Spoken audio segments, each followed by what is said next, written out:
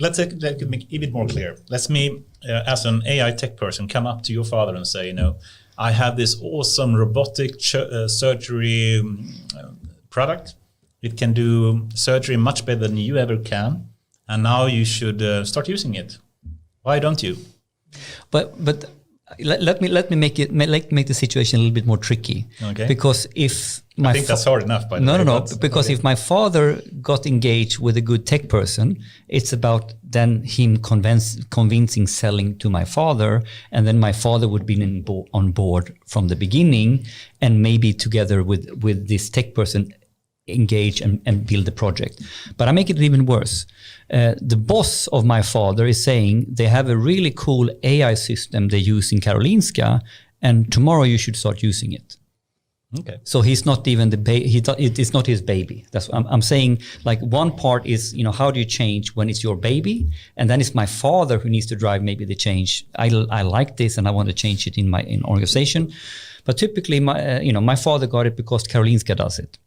So how do we go about that dilemma or project? Yeah, and this is a discussion in many organizations today, because many want to talk about teams driving the change and agile teams, and they come up with a suggestion. But the reality is that sometimes they tell you to use what Karolinska did, and you can't argue with it. Exactly. Or GDPR, yes, it's here. You can't say, no, I won't do it. So you just have to buy into it. And those that is the kind of change that the book is aiming at, because that is the toughest part. Case. And in the case, if they say it's been chosen and you start using it tomorrow, that would be the typical one where I get in after some time. And then you have to do some backward engineering to see, okay, why was this chosen? And start to involve everybody that has a leading role to say, okay, can we form a coalition with those that had influence here? And to really talk about what is... If you could have chosen, what would have been a reason to do this? And what is your greatest fear doing this? Because it's about you get a new colleague. Can you trust that colleague? The AI colleague. The AI colleague. And a lot of, that's the case in social security work in many municipalities. They have a colleague that is a robot. So you get a new colleague. Can you trust that colleague? And what if that colleague is better than I am? What am I going to do? Now, I'm sure there will still be need for surgeons as long as he's working. But if you're in your 40s and you start to wonder, okay, what am I going to do if they replace me with robots?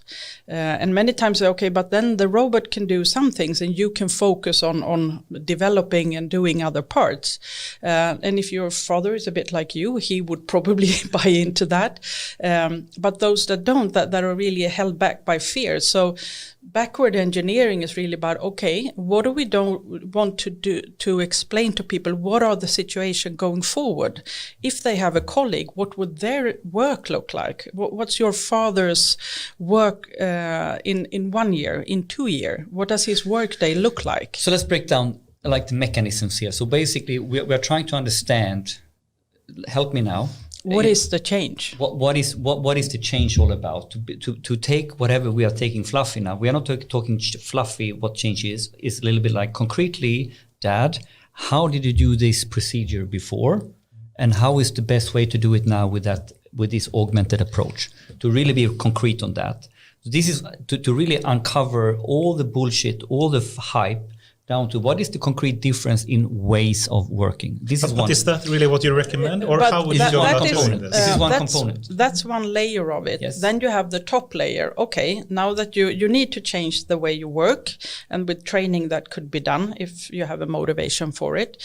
But on top of that, okay, but how will my role as a surgeon, somebody that people comes to for expert advice. Yes. Now I have somebody that actually is more expert than I am.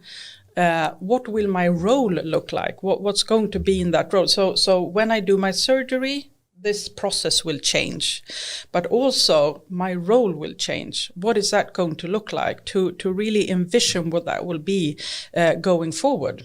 Yeah, so we are building a foundation here where it starts with the very concrete stuff, and then you go into the personal perspective of that individual's roles, I guess. Yeah. This is what we're talking about. And then I think also another key area we can talk about is comfort zone. Because typically we all have our comfort zones, right? This is behavioral change, and you are used to doing things in a certain way, and now I stretch you. So there's layers of different things that needs to be addressed for this to really accelerate. I think that's one way of. But if we try to just close this topic a bit and just have, if people that read your book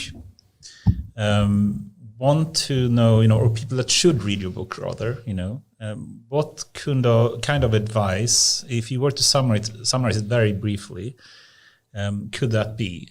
So I guess you can do things in a very wrong way. I think we explained a number of really bad ways to do change management, and simply saying, just do product management. Here is a new product, please use it. That won't work, right? And then, what do you do to alleviate that? How do you make that process, the change process, better?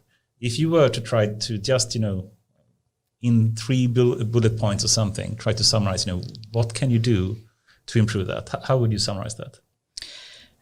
For those that initiate change, projects or initiatives or whatever you want to call it, consider change management from the very beginning when you set up. Listen to somebody. Before you start a project even. Yeah, before you start the project, yes. and with everybody involved. Yeah. And involve people that are actually going to be affected earlier than you think.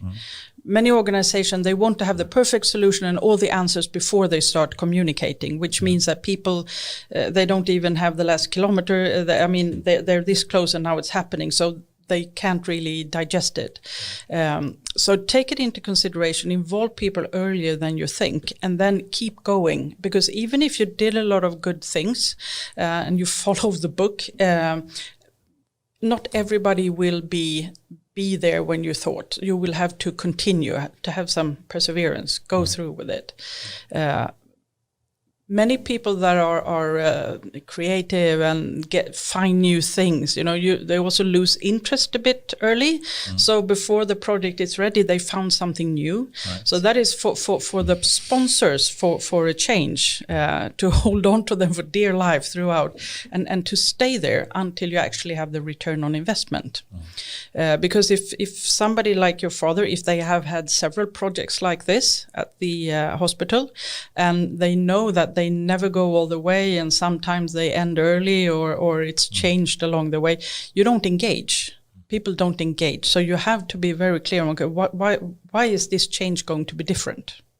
I think it's connected a lot to what we have said a bit in a previous episode as well, to commit to deploy in some way. And what we have mentioned in that past is that I think what you said, was really profound now, which is, even before the project start, you should really speak to the stakeholder and the real users to make sure that they are on board and, are excited about, doing this even before it starts, and having their feedback, how to do that.